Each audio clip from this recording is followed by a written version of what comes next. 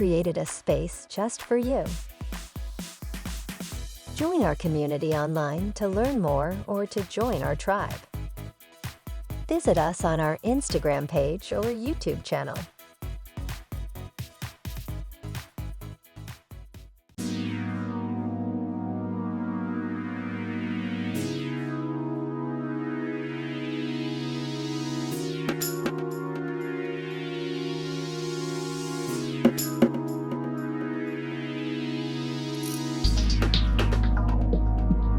This is not about sexuality.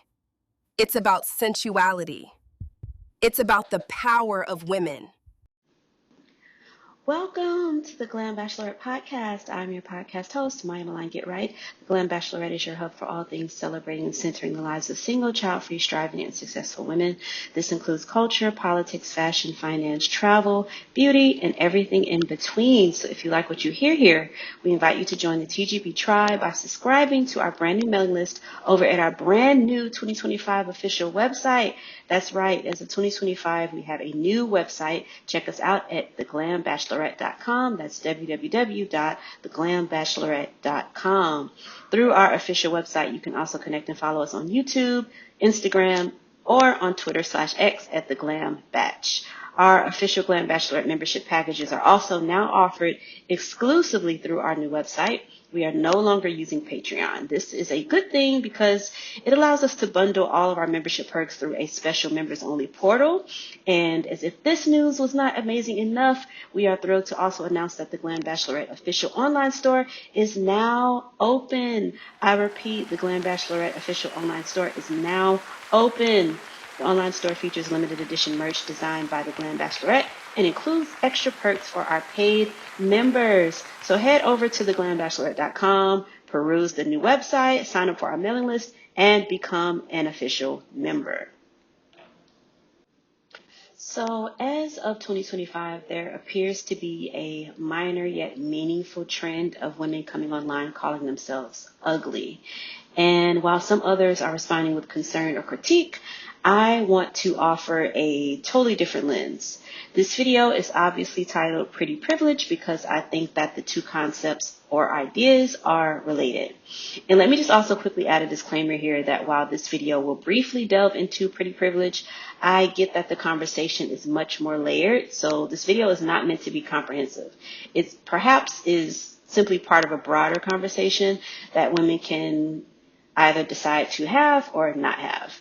But here at the Glam Bachelorette, we are all about women living their best lives. So hopefully something shared here will inspire, resonate, or motivate. So first things first, let's try to define exactly what pretty privilege actually is. I have my own way of defining what it is, but I am going to share the AI definition of pretty privilege. So AI via Google search says that pretty privilege, also known as the beauty premium, refers to the unearned social, economic, and personal advantages people receive because their appearance aligns with societal beauty standards, leading to better treatment, more opportunities like jobs and grades, and assumptions of positive traits such as intelligence and kindness via the halo effect. It's essentially life on easy mode for those fitting ideals like symmetry, thinness, and youth, but it can also bring pressure, objectification, and negative stereotypes. So that's the Google search AI definition of pretty privilege. And I'm going to include the definition of the halo effect here because it was referenced. The halo effect is defined as attractive people automatically being perceived as having other good qualities, such as being smarter, more moral, trustworthy, etc. And now that we have defined what pretty privilege is, as well as what the halo effect is, let's move forward.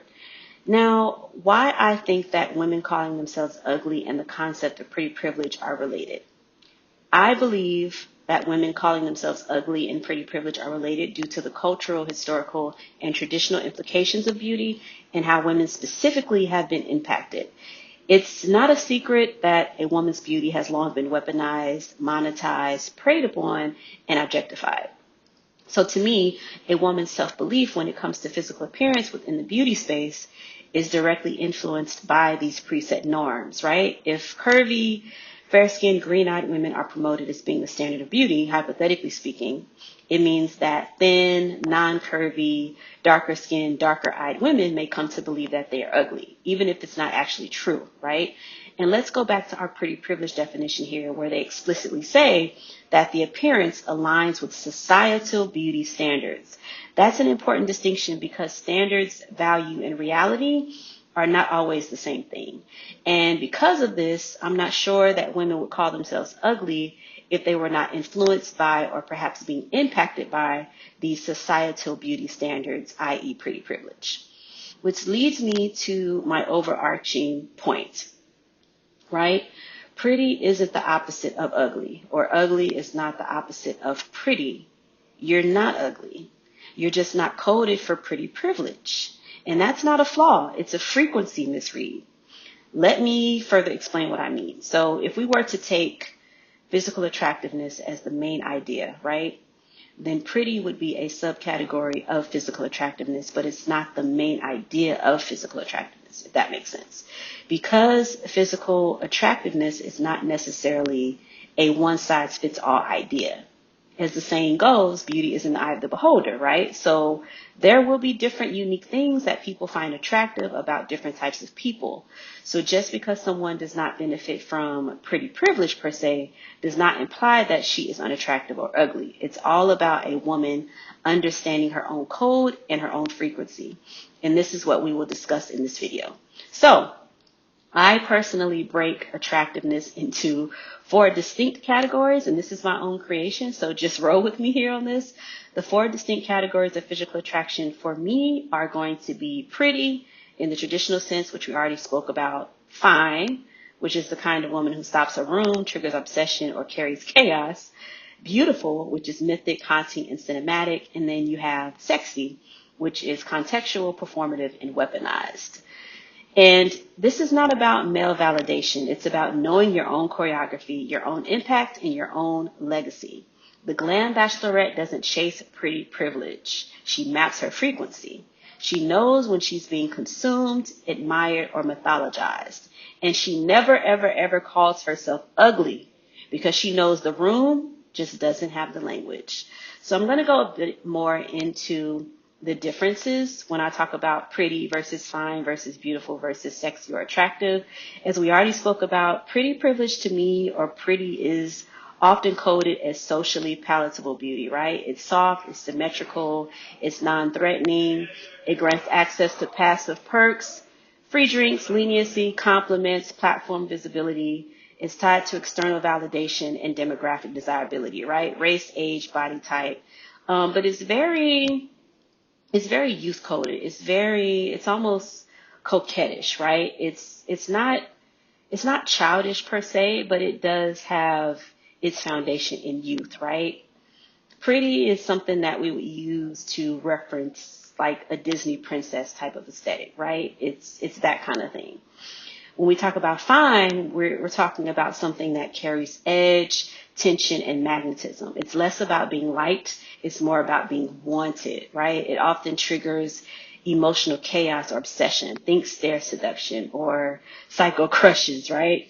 It doesn't always get the perks of pretty privilege, but it commands attention and impact. It's driven specifically by the physical form, right? The body. If someone describes someone as being hot or a smoke show, they are not typically describing someone's face alone. They're talking about abs, hips, booty, breasts, thighs, etc. This is the hourglass, curvy, fit body, in shape type aesthetic. And then when we talk about beautiful, we're talking about mythic, timeless, often aesthetic coded, but it can be regal, haunting, cinematic, or enigmatic. It may be admired, but not always approached. Distance and reverence over access, right? It can be isolating if not paired with social fluency or warmth. And it's complicated, right? It's like a rare, valuable painting in an art gallery. Do we touch art in art galleries? Not really, unless we want security to kick us out, right?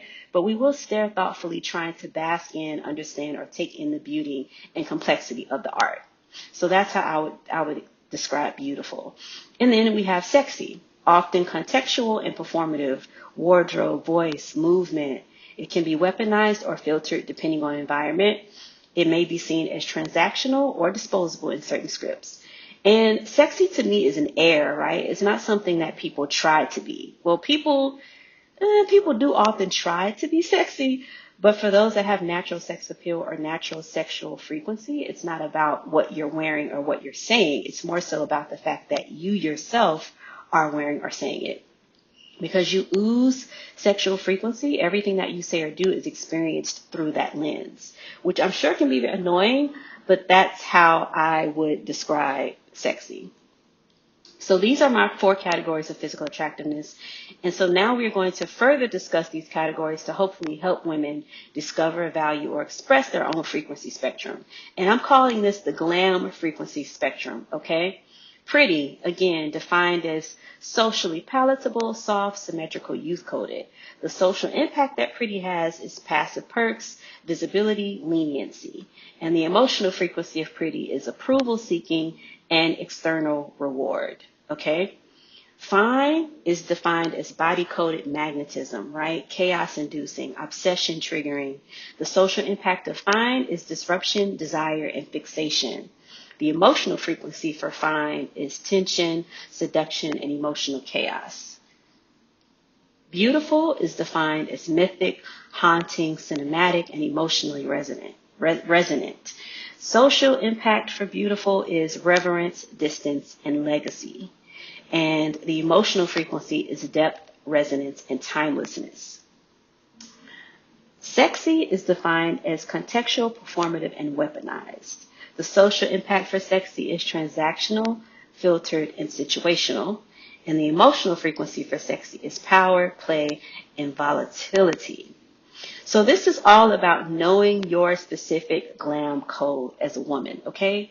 You can be pretty, fine, beautiful, and sexy all at once, or you can be pretty and fine, or fine and beautiful, or sexy and beautiful, etc. These are not set codes, right? Most women will flow in and out of different frequencies throughout their journey. So a woman may be pretty and sexy in one era of her life, but then become sexy and beautiful or fine in her next era. But each one moves differently in the world.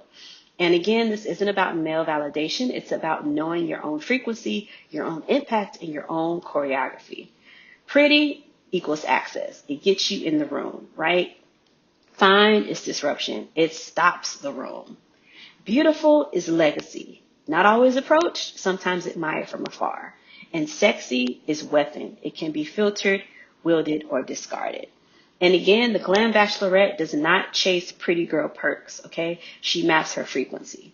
She knows when she's being admired, when she's being consumed, and when she's being mythologized. So again, to further iterate this, right? Pretty is often youth-coded. Smooth skin, symmetry, softness, social palatability. It thrives in environments that reward freshness, cuteness, compliance. Think high school crushes, early 20s club perks, or influencer aesthetics.